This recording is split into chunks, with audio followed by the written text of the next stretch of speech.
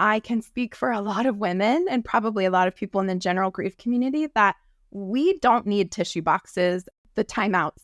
We need real tools. And we also need to be empowered to express our grief in ways other than just crying into a tissue box.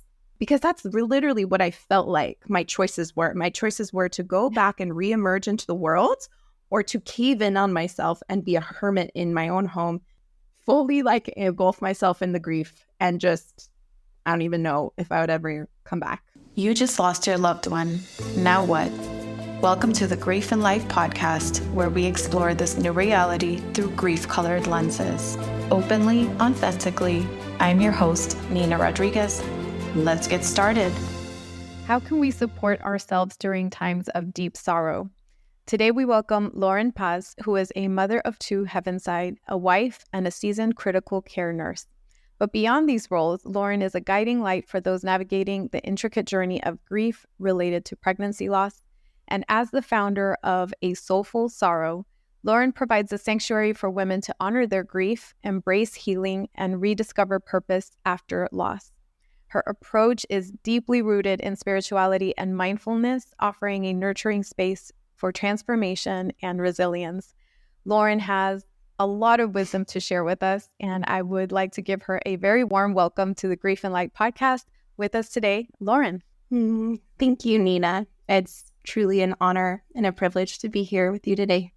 I'm sorry for the reasons that we're here, but I'm grateful that we get to have these conversations and honor our loved ones.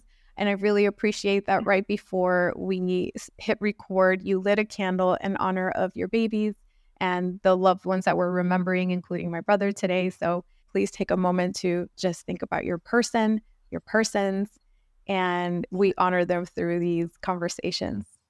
Thank you for that. Absolutely. Yeah. So one fun fact is that I learned you are located in Bend, Oregon, and we had that really cool connection, an unexpected connection. I used to live in Eugene, Oregon and Portland, Oregon many years ago. So I'm very familiar with the Pacific Northwest and the beautiful space that you're living in. Your story starts earlier in your life through some physical challenges, I guess you could say. So maybe walk us through there and tell us a little bit about how it all started. Yeah, I think context is really important. So taking kind of this grief journey of mine all the way back when I was growing up, I had some health issues, and it was discovered that I had one kidney, and I was later, after a lot of different diagnostic tests, diagnosed with a very rare uterine abnormality, which then doctors told me I would be infertile. I would not be able to carry children. And so when I met my husband, that was a big conversation, something that we really had to navigate through. And so I had, over 24 different types of surgeries and procedures done to try to explore this and see what our options were. Long story short, went through some surgeries. Doctors gave us the green light. We can go ahead and try. And so that was already a very, tender season, very complex season. Moving through my formative years as a teenager into, my early adulthood, it was a lot to hold. I didn't have really any tools to guide me through all of the complex emotions that came with all of that journey. But then we fast forward about 7 years ago, my husband and I got pregnant, and we were elated. We were so excited. And we were blindsided with an early loss, and it devastated me. I think grief and loss can really trigger people into, it kind of like is almost the thread that unravels us and almost by force sometimes invites us into really looking at everything. Grief has a way of like being this like master leveler where you're like, oh, my humanity, everything that I am feeling and experiencing is exposed. There's nowhere to hide. And so after that loss, we actually endured a second pregnancy loss, which was also kind of like salt on a wound. And going through that experience, I really generally hit a rock bottom. As a woman who I would say, I'm not the strong friend who is okay. and who's always put together, right? I'm a nurse. I stand in very critical, intense situations. I'm that pillar of strength. And in that moment, after my pregnancy losses, I felt like I was completely torn down to the studs. And it was in that season that I really had to kind of rebuild.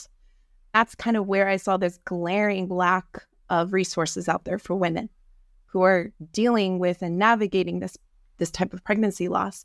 And, that's such a vast type of grief, type of loss. There's so many different types of losses. And so I'm just generally speaking about pregnancy loss in general. There is a glaring lack of resources, particularly with a holistic lens of mind, body, and soul to really help bring healing and acknowledgement to the grief that people go through. Thank you for sharing vulnerably. I know these things are very challenging to talk about. I hear you. I hear the struggle and the challenges you went through, first of all, so early. You were a teenager / young adult. And did I hear it correctly that you had over a dozen surgeries prior to? Yes. Wow. So that in and of itself, I'm sorry, but that in and of itself is pretty traumatic. Surgery is invasive in more ways than one, but it's a process our body has to go through to heal. That healing process is a whole mind, body, spirit journey in and of itself. So even before the unfortunate loss of your babies to, later in life, you already had so much to deal with. And would you say that at the time you faced it, or would you say that at the time you weren't equipped with the tools to move through that? Yeah, absolutely. As a teenager, preteen, even starting to go through this process of understanding this diagnosis and what it really meant for my future, it was just clinical. It was a very cold approach. There was no kind of like overarching bigger discussion going on. There was no holistic resources that I was even aware of, that my parents were even aware of, right? They did the best they could. And so did I, but I was dealing with all this in private, in secret. No one knew all these things that I was going through. And so now I think when I look back on my journey, I recognize that those losses really was the breaking point. And it kind of opened me wide up to all of this stored up, intense PTSD, trauma, emotion in my body, and my soul, and my heart, and my physical identity as a woman. I mean, there's so many intricacies along the journey that really kind of, like I said, with grief and loss, it has this way of pausing our story, and it invites us all to respond in some way. And it's like, no matter what I've learned along the journey is, no matter how much I tried with all my might to pretend that it wasn't there and depress the grief, depress the emotions I was feeling, it always found a way to resurface. And so it was through this repetitive cycle that I saw, okay, this is not working. This depression of the emotion that I'm feeling is not working. So what else can I do? And so kind of my pivot point or my evolution started when I started to just I got to that breaking point and I needed tools to heal. And I came from a background that therapy was kind of poked fun at. It was kind of like the thing that broken people do. It wasn't something that was common in my family system. And so for me to kind of step out and say, I need this, that was a very brave thing at that time. I think now it's more mainstream and I'm very grateful for that. But at that time, it was a little taboo in my family system. I was even like a little nervous or ashamed to share that I was going and seeking help from a professional, right? But that opened my eyes to really acknowledge what I was feeling. And I think that that's so key for the foundation of healing, is that women, specifically with pregnancy loss and a lot of these feminine woundings that can happen with infertility and all of the trauma that goes along with that, there is this glaring lack of validation for the experience that women are going through. And so I think starting with validation is a huge gift to give yourself. And so giving myself that gift, that space to just acknowledge, it was years and years of intensity and all this complexity that I was feeling that I felt like I could finally process and release. So that was really, really powerful in and of itself. Just talk therapy was my first step. And then I got into EMDR, which is an incredible tool if anybody is looking for healing of like PTSD and things like that. That blew my mind. And as a nurse, seeing that science kind of come in also with the spirituality aspect, I had an amazing EMDR coach, so to speak, who walked me through that. It was a very spiritual woman. And that was a very, very powerful spiritual experience for me. Healed a lot for me. And then I started just kind of like continue down this rabbit hole. And then I got certified as a trauma-informed yoga instructor. My work was offering kind of like energy type healing, like non-pharmaceutical healing approach to nursing at the bedside. I did that training. I loved that. I've got into breath work and body work and somatics and nature therapy. And so it's just been this evolution of self where I got to really like gracefully re-meet myself. And I think that that's so important after we go through a significant loss. Is for so long, I fought myself to be the person I was before. Mm-hmm. I spent so much time, wasted so much time actually, trying to get back to who I was before my losses. But when I recognized that I am not the same person, and I had to like go through this process of re-meeting myself, and it's work, but it is the most meaningful work we can do after, the rug's been swept beneath us. And almost the invitation that grief gives all of us. And so, anyway, so that's how I found all these frameworks. And then I kind of experienced my own healing path. And then God just really put on my heart that more people need this. There's nothing like this that exists that really has this full overarching holistic approach of mind, body, soul, healing for women after loss, after pregnancy loss. So I created what I felt like I needed. Yeah. And that's a story I hear often and same in the sense that, I'm so thankful these conversations are happening more openly now. We still have such a long way to go, but I'm happy to see them popping up here and there a little bit more frequently and people being open about sharing their vulnerability and their stories, which is so powerful. So thank you for that. I hear you when you say that grief invites you to pause. Grief, I like to say that the event, the tragedy, the loss burns everything or almost everything we thought we knew to the ground, and we get to start over and rewrite the story with meaning and with the purpose that we want to give it. But getting to that place of understanding that we have that power is a process in and of itself. And if I'm hearing you correctly, that's part of the process that you went through and in your own healing, which, yes, was very, very brave, especially in the time when that was not the norm. So it's way more accepted now to say, hey, I'm struggling with XYZ than it was back then, because back then it's like, and back then it's only a few years ago. We're not talking many years ago. We're only talking like maybe 10, 15 years ago.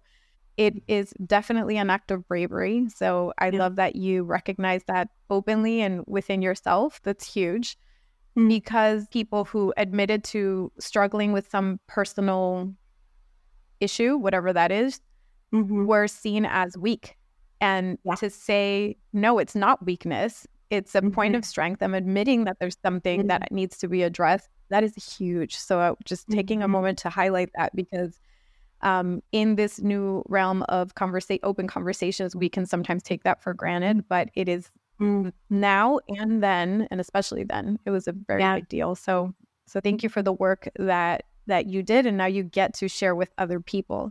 So and the mind body approach is huge. I'm starting to hear more conversations about this, but I agree that in the context of pregnancy loss, very limited that I know because I don't have kids and I haven't experienced that, but I have had many conversations with women who have struggled with either infertility or stillbirth or miscarriage or all the unfortunate losses that surround pregnancy sometimes. Could you talk a little bit about what that experience was like as a woman? I heard you say that it makes you question your identity as a woman, and what that's like, and how womanhood is so tied to being able to have children, and how you reconcile that over time. So absolutely. So I think pregnancy loss in general has been so over clinicalized. It's been this cold approach of like, oh, it's just a medical diagnosis and move on. And there's really no tools. There's no acknowledgement of all of the deep-rooted emotional, physical things that you experience when you go through any type of pregnancy loss. And so for so long, it's been this silent sorrow. And so it's kind of in the name of my business, a soulful sorrow, is that what it means to experience a loss in a soulful way. It means that you're empowered to truly acknowledge all that you're feeling and take the time you need to acknowledge the wounding that you've just endured. So I think pregnancy loss has been so over clinicalized that we've missed it. We think about what is pregnancy loss, and why is it so tied to this feminine identity? When you think about, not to get too like biblical here, but when you think about the expression of women, right? Like who we are life bearing, right? We bring life, whether that's through children or just in our essence. That is the feminine essence of who we are.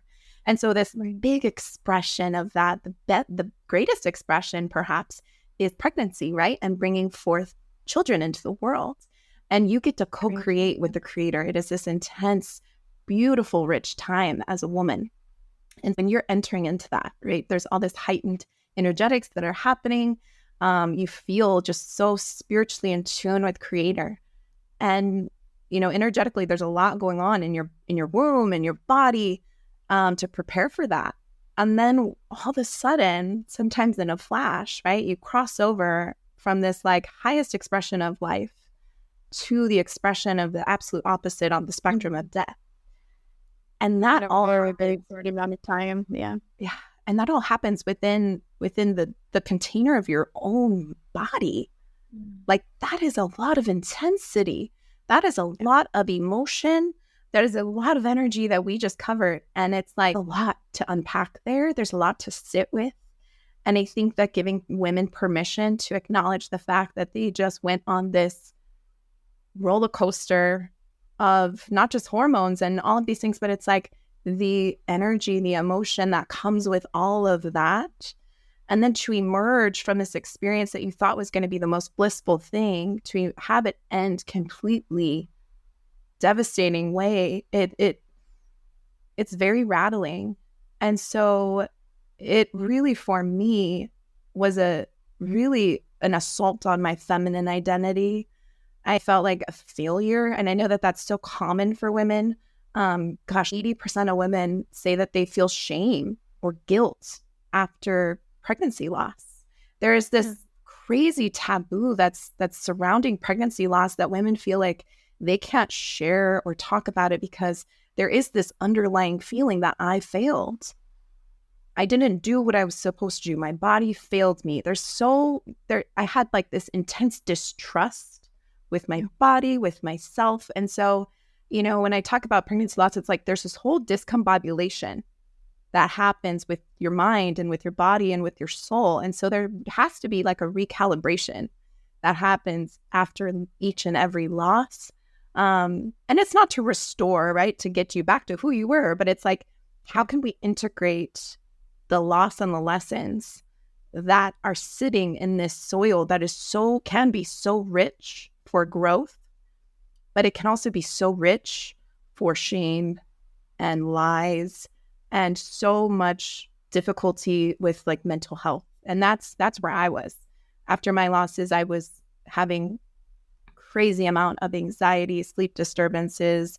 My body had aches and pains, my hips, my neck. I mean, my body was telling me, hey, I need attention. There's stored trauma here. Pay attention.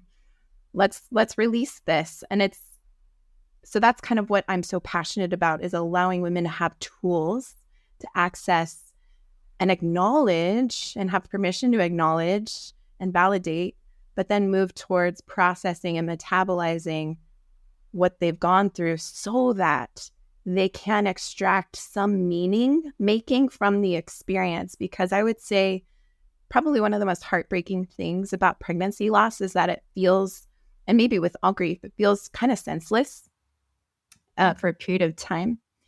And it is this silent sorrow because sometimes nobody knew that you were pregnant. And so it's like, how do I make meaning or draw purpose out of this? And so that's also a huge part of what we do is we empower women to feel that they can honor and transmute the grief that they experienced and integrate it into who they're becoming and honor their babies along their journey.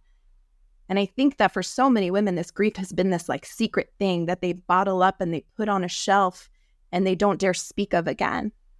It's really interesting because women have been going through this for centuries, right? Right. And so it's like once you start to open up about it, it's like, oh yeah, your aunt had a miscarriage and your sister did and your grandma. And it's like, oh my goodness, I have goosebumps. It's like this wound has been held for centuries. Our ancestors know this pain too, but it's never been brought to the forefront of culture, right? And so it's been so taboo to talk about. There's no permission slip around it to grieve. And so it's like we're here to give people that permission slip of like, your grief is valid. No matter what the gestation was, no matter what the nature of your loss was, your grief is valid. And that right there is, like I said, the foundation that so many women are lacking to begin the healing journey. It's a very, very tender sorrow, very tender thing when you're talking about, the female energetics and the feminine identity and all of that. So we do a lot of work to repair all of that for women too. I love how you've transmuted your own into the quiet sorrow to the soulful sorrow. That subtle change makes all the difference. These situations for women are very common. I was surprised to learn a lot of the statistics. I believe is 1 in every 4 women will experience some type of loss related to pregnancy. Mm-hmm. Yeah. I didn't know it was that high. I'm surprised as women, this is not more openly talked about. I know it can be scary, but 1 in 4, that's a significant statistic. So, and I hate to use the word statistics, so I'm sorry if that's triggering to anybody because I don't like using, like you said, the over-medicalized terms when it comes to these topics. You touched on a lot of nuances that are very specific to this type of loss. So the fact that the life and the death happen in our own bodies, in your body, that is a lot to process. And you're not a stranger to surgery or medical procedures. So to say that this in particular was completely different, this is a completely different experience. That's one aspect of it. The whole connection about being a woman and what it means to be a woman, that's another one. And the shame and the not being able to talk about it is another one. You experienced this twice. And this was after your surgery. So there was an element of hope and let down and hope and let down. And I know those we're touching on so many areas here, but you had to process all of that in with each loss and then thereafter. Yeah. I have just so much respect for women who are navigating the whole monster that it is of fertility and trying to bring children into this world that is deeply complex. The physical aspect of this type of grief is very unique to pregnancy loss because it is something that you're viscerally going through, viscerally experiencing death in your body. You are experiencing postpartum, the full experience of that, just as you would if you had a living child. And that's also something that's not spoken about. And so giving yourself, I think, the grace period to afterwards of like the immediate to really rest and restore your body and protect your energetic field is so huge. I know for me, I talk about this a lot, but things I wish I did differently. I tried, like I said, to go back and be that strong woman that I always was before. And I forced myself to get back into my job, which was very intense as a critical care nurse. And I remember getting triggered at work. I worked at that time in a pediatric ICU. And so there was a lot of difficulties there, right? With a lot of illnesses and unfortunately death of children. And so, I wasn't resourced enough. I didn't take that time to show myself and my body grace and to give myself the gift of time and to allow myself kind of the tools. And this is kind of what the healing foundation that we lay for women, but really ways to walk through. And I think that that's crazy to me that women have been going through this for so long and there's no framework. There's no framework. There's no pathway. And granted, everyone's story is so different and grief is so different for every single person and every season, right? It ebbs and it flows and it always morphs and it's always different for every person. But I think there's something to be said about giving people tools to express their grief because let's be honest, whether it's any type of grief or pregnancy loss, I feel like in our culture, it's like, oh, you endured a significant loss. You are like hexed. You need to go sit in the corner and cry. Here's a Kleenex box and you please emerge when you're healed. Okay? Thank you very much. You're making everybody uncomfortable. Do it quickly.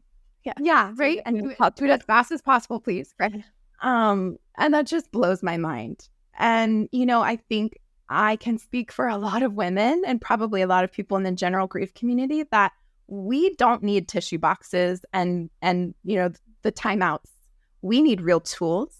And we also need to be empowered to express our grief in ways other than just crying into a tissue box. Yeah, because that's literally what I felt like my choices were. My choices were to go back and reemerge into the world or to cave in on myself and be a hermit in my own home and just fully engulf myself in the grief and just, I don't even know if I would ever come back. Right? Those are be out of sight, out of mind. You're not accepted until you come back, until you get back to normal. Talk to us when you go back to normal, please. Yeah. And that's why we have these conversations, because the lived experience of loss is the complete opposite. And I love that you said the Kleenex box, because I heard Megan Devine and she said, I have a Kleenex box in my office should somebody want to reach out, but I never offer it to somebody because there is unintended message perhaps, or a subconscious message that it's clean yourself up. Here, clean yourself up. Wow. And when I heard that, I said, oh my gosh, that is so true. Now, if the person reaches out because they would like to wipe their own face, that's a different story. And that act encompasses, it gives me chills, but that act encompasses what the grief experience is like. It should never be forced. It should never, and I never ever be forced to. You should never pressure a griever to move faster than they are willing and able to. But we need to be more aware. I'm trying to phrase this carefully, but we need to be more aware of the messages that we're conveying to people in their most painful times. And so it's interesting when you said the Kleenex box, it reminded me of that. And I think, exactly, that's so true. That's not your only option. And there's an expectation that needs to be removed because there is so much happening here that's not going to heal. And wow, you had to go back to work in a pediatric care unit. So I could only imagine how much that was already bringing up for you. So how did you move forward from there? And how did you start walking your path forward once you realized this needs more time? Yeah, it was not pretty. How did I get support? I fell flat on my face first. I really did. I would say I had my version of a mental breakdown. I was fully depressed and my body stopped me. I physically needed to stop and I had to listen. Everything got so loud that I came to a point that I had to listen. And so that's when, like I mentioned, I went to, talk therapy and EMDR. And what I've learned now, looking back, I didn't have the language, right, at that time, moving through it in real time. But now what I have learned is that I needed a nervous system reset and some safety. Yeah. So I needed to establish safety first. And I think that's so important for us to actually acknowledge what we're feeling. I've developed we call it in our program, we call it the Soulful integration process, or the SIP method. And this helps people move through their grief. And so the very first part of it is accessing our grief, processing our grief, and then moving to releasing our grief. And I don't say releasing in like, oh, release it, get rid of it. No, that's the honoring, that's the transmuting. So we'll talk on that in a minute. But where it begins is acknowledging, but we can't acknowledge truly where we are and what we fully feel unless we feel safe to do so. And so what I do and what I did was really like deploy all of these somatic experiences to finally help myself tune into, okay, what is this mind-body connection? What am I feeling in my body? So like a body scan, right? What sensations are present? What do I feel? And I practiced so much curiosity versus judgment. And the curiosity aspect really set me free. And I had almost like, I felt like my healing journey really turned on when I was able to see myself as the observer, observing myself in my grief versus being like, before I got those resources, I just felt like I was drowning and I was the grief. But what I've learned is that I am experiencing grief. I am not grief, right? And so that's so empowering. So a lot of embodiment tools, grounding tools, so breath work, some body movement. I love nature. I always try to get, my clients out in nature and allowing them to really tune back into their divine and innate wisdom that's always been there. But honestly, we just need space. We need time. We need curiosity, right? To be able to access that. So that's kind of where it starts from, is a healthy, safe nervous system. So people can really access and fully acknowledge what they're feeling and feel it, right? Feel it all. Actually, I just was talking to my husband about this. Actually, we just lost his father recently to pancreatic cancer. And so it's interesting now watching both of us endure this fresh grief, right? And I now am like, okay, I have these tools. I'm seeing these things happen in real time. He's been running from the emotions, and we've been talking about that, and that's totally fine. There's so many different seasons of grief. But we came home from this trip, and he's like, where we were caretaking for his dad, we just came home, and he's like, I feel it's finally hitting me. And I'm like, that's okay. And it's interesting because I don't know if you've heard of this, the lifetime of emotions typically are only 60 to 90 seconds. So when you feel an emotion arise, whether it's anger or anxiety or grief, like this intense grief, right? Usually you always hear people sit with your emotions. What does that mean? Right. It really just means you let it do its thing. Typically speaking, at like 20 to 30 seconds, it'll peak. So you'll feel the most intense emotion there. And then after about 60 to 90 seconds, it'll start to kind of calm down. And it's interesting when you're able to get resourced with some of these tools we're talking about, where you can observe these waves instead of, like I was saying before, I was depressing. I was pretending that they weren't there. And when you guys think about what are emotions, emotions are energy in motion. Right. So they want to be felt. They need to move. And so we need to just allow them to move through us, right? Yeah. And so it's kind of interesting. I know for me, I was so afraid of pain.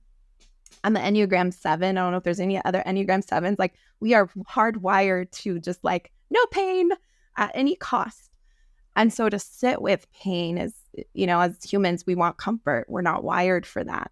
That is in where your healing really lies. And so once you get to the point that you're ready to sit with those things and let them move through you, then you can start to process and metabolize, which is the second part of our framework in the SIP method. And so acknowledging is first, and then we move into processing and metabolizing. And that's more of like a physical aspect. So the first is kind of the mind, acknowledgement, kind of like thinking through and kind of processing what we're feeling. But then we move through metabolizing. And what I'm so passionate about, like we were talking about, is like okay, you're not just like X'd out into the corner to experience your grief. What if you could experience your grief in physical ways that give release to some of this tension and emotion that you feel in your body? I remember your first podcast, or maybe it was one of your other podcasts, you're talking about how surprised you were with how physical grief was.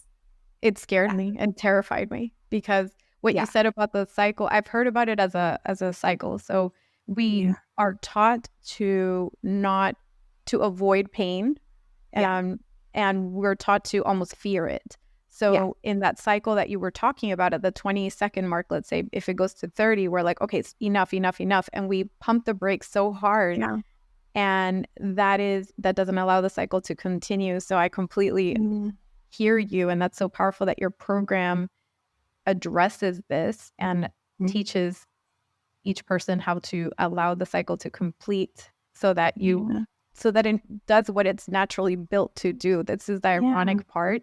And that was the biggest surprise. It was so physical, and I thought I was dying. Like at one point I said, oh my gosh, do I call 911? I'm having a heart attack.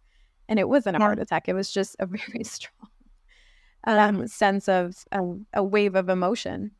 Well, hanging out in that middle one for a second. So issues are in the tissues. And as that, my yoga instructor and, the trauma-informed yoga kind of comes in here, where I really help people move their grief through their body, through, tapping, shaking, movement, breath work. But my favorite practices, and I'll give your listeners this is one of my favorites, is going for a walk in nature, inviting your loved one to come with you, picking up stones along the way, rocks, and things that you're just holding, that are heavy, that you're grieving, that you're upset about, things that you just cannot let go of for whatever reason. So pick those rocks up in your hand and name those things.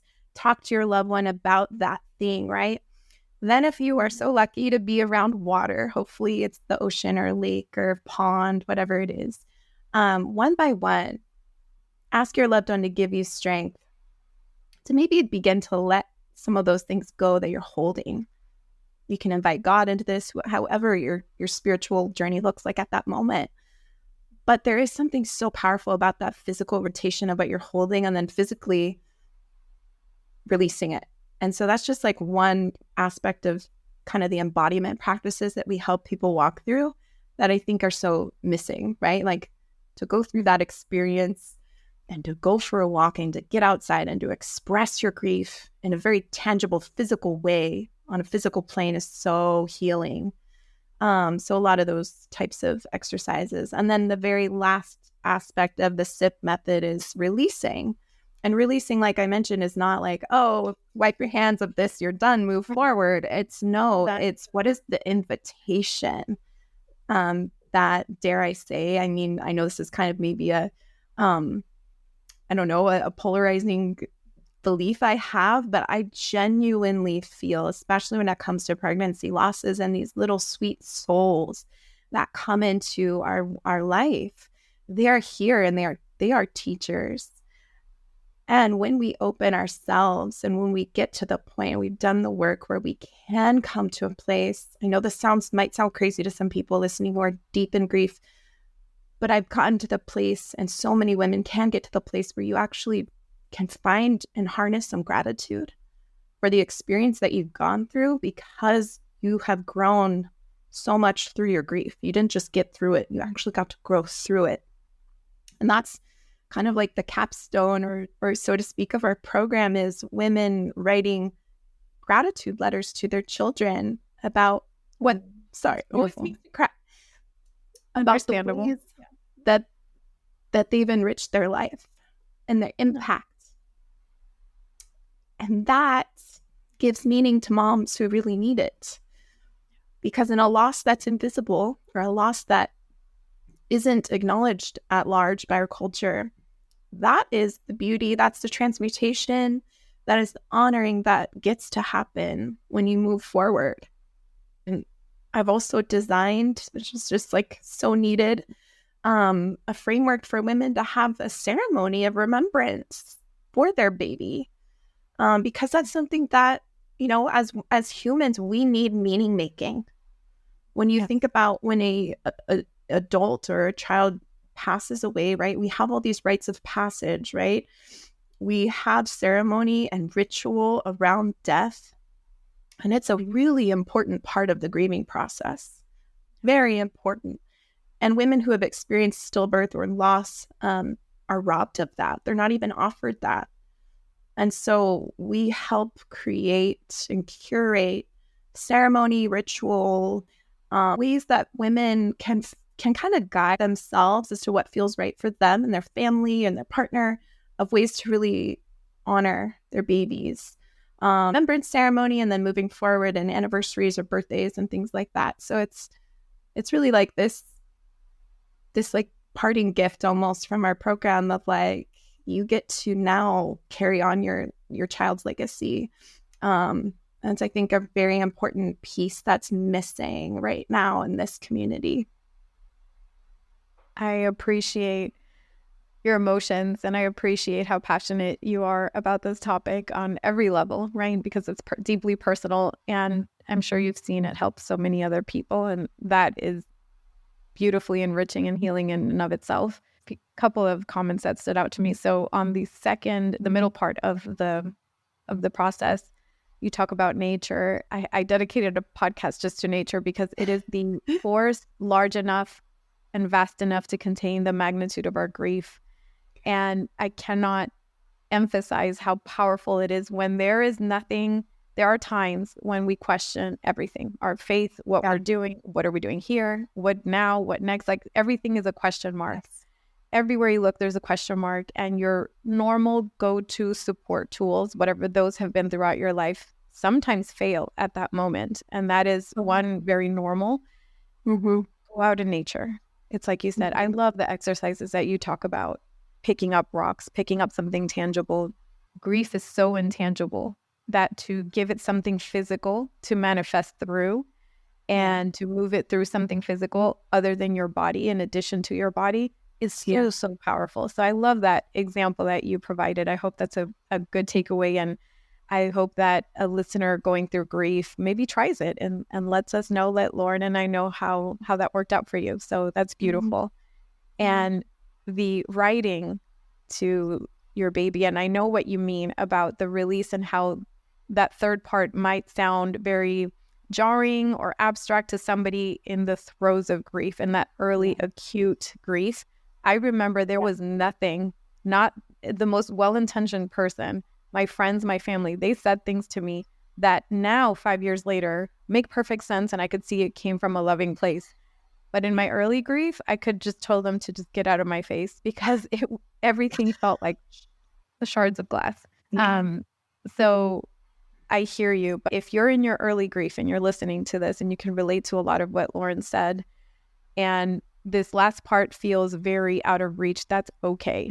That's okay. That's why it's a process. That's why we are guided through programs like Lauren's program. And we do this in community, and we do this together, and we can hold each other through these very, very hard experiences. You're not supposed to have all the answers in the beginning. Yeah. So that's why programs like this exist now. And I really, really appreciate how holistic it is and how you put your full self as somebody who has been through that experience. And also you have the medical knowledge, you have the spiritual knowledge. I know that religion played a big part in your process as well, and spirituality plays a big part in your process as well. And you incorporate all of that into your beautiful offering to other people who have been going through that. And I wonder, is this a group process or is this an individual process? Can maybe the partners of the person going through the loss, can they get involved as well? How does it all work? Yeah. So our Soulful Sorrow course, I like to call it, technically it's a course in community. I like to more so call it our sisterhood and survival guide. That's really what it feels like. So it is self-led. So when people enter into this community space, it's fully insulated and safe. So there's comments, and you can really interact on a deep level with people. So grieving and going through the same experiences, which is so profound. But it is self-led. So I would say people always ask me, how long should this process take me? I would say it's 6 months to a year if you're doing it, like at a pace that, some people might go faster through the program, some people might go slower. And so it's self-led. Yes, partners, family are a part of the process as well. And that's actually something that I early on when I started this, that was actually one of the first things I created was a free resource for friends and family who want to be more pregnancy loss literate. Because so often I would get asked, my friend just had a miscarriage. What do I do? What do I say? And so I created this guide that basically from the griever standpoint, from the mama standpoint, it says everything that you feel and you need to say, but maybe you just don't have the capacity to say. And so this guide is like rocked and ready to go. You just give it, send it to your loved ones, your partner, your family, your friends. And it says what you're experiencing. And it even details like, say this, do not say this. Ways to practically show up. Yeah, ways to practically show up, not just in the early days, but in the long run as well. There's resources for not just the griever. There's also resources for everyone else that wants to come alongside people and support them. I love that. So it truly is very holistic. It's thinking of all angles. Is that something that maybe we could link in the show notes for the listeners? Absolutely. Yeah. Wonderful. So, yes, if you're listening and you're interested, we'll go ahead and link that in the show notes. Yeah. So powerful. On that note too, I also have a free resource that can be used, I think in general, but if there's anyone who is navigating or want to get more grief literate, how do I come alongside someone right now? A very beautiful way to show up for people. I've created a DIY like grief gift basket. So it touches on mind, body, soul. And so people can basically go through this and it lays out, okay, here are some items for the mind, for the body, for the soul. And you get to kind of make this intentional gift for people, which is really powerful. And yeah, I have the course in community that's open and it's self-led. And then I actually just opened up one-on-one coaching to really be able to walk through and create a safer space for women who are really needing and craving more of that, guidance along their journey. And then I'm also beginning to host free virtual I call them mini retreats. But it's these free monthly gatherings where lost moms can come and I lead you through embodiment practices. We have some contemplative time where you get to just turn your brain off, have your journal, fill your cup, and then we end with some community time. So it's just a time for women to feel that connection and community because it's so important, like you mentioned, like to just not go through all this trepidation and complexity alone. We need one another. We need that sisterhood. I love all of those offerings. So if somebody wanted to keep up with all the latest releases, latest announcements, they would go to your website. And what is there another way to contact you, or is the website the best way? Yeah, soulfulsorrow.com is a great way to get in touch with me. And then actually, I also have another offering for general. It's called All Seasons Soul Care. And so this is actually more of nature-infused therapy. So really, we have seasonal guides for spring, winter, fall. Really walking through, there's so many seasons of the soul, and there's also seasons, obviously outside. And so just like you were saying, how like healing nature is, there's a bunch of embodiment practices that get you outside. There's guided audios where you get to just pop your headphones in, go outside and do embodiment practices around each and every season. And if anybody's local to Oregon, I'm hosting a retreat in the fall. And I host a lot of, yoga classes locally and things like that. So my general Instagram, I would say, is like Lolo Pause, which you can find me there as well. I will link all of this. Thank you for your beautiful work, your beautiful offerings. That's very powerful. Love the one about the seasons. I learned about the seasons, and in terms of what we're going through personally. And for whatever reason, I had tied it to like, I have to be a spring in springtime and I have to be a summer in summertime. And one day it dawned on me that I could be wintering in the summer, emotional, you know, in my being, right? Yeah. And that was such a powerful realization, because I said, you know, we were so forced to feel like we need to join the collective in wherever the collective is at, which is not even a thing, to be honest. In some ways it is, but in other ways it's not. So we have to honor our seasons. And so I love that you incorporate that. Our soul does not run on a capitalistic schedule. No, it does not. No. Our life, and that's a tough lesson, because I think at the core of all of this is we live in a hyper individualistic society, and there's a lot of beauty in that, and then there's a lot of things that fall through the cracks because of that frame of mind and that type of value system, right? These personal struggles that every single one of us goes through and will go through and will continue to go through, because life, there's no room for them in a hyper individualistic culture that's trying to make you as hustle worthy and productive as possible at all times. And grief literally stops you. And if you don't stop, your body will stop you, because it's meant to do so. So how we get to move forward, I personally believe, and it sounds like you do too, is in community. Where are these communities? They are starting to pop up everywhere. Reach out to Lolo, reach out to myself, reach out to other grievers, reach out online. There's a bunch of us, and the beauty is that these conversations are emerging more often. Pick the one that resonates. I love how holistic yours is. I love how well thought out and how heart-centered it all is, involving mind, body, spirit. So if you resonate with Lauren's story, this is how you can start. This is how you can get more information. This is how you can move forward. And I thank you for your beautiful work. We have a few minutes here, but I want to give you open floor to say whatever's in your heart, maybe touch on anything that we didn't touch on. And then I'll ask you a final question. Yeah, I would just say to anyone navigating the complexities of grief, be gentle with yourself. And I feel like the earlier that you can accept that grief will be a forever companion, it's not something to overcome. It's something to, dare I say, embrace, invite along, ask what you need to know, what you're trying to learn from it constantly. And that answer will probably be different every day. But don't try to overcome it. Don't try to conquer grief. It's something that is an ever evolving journey. And so the more that you can find softness and surrender in that is the soil that you can actually experience growth through your grief, versus just trudging through and just trying to get through it.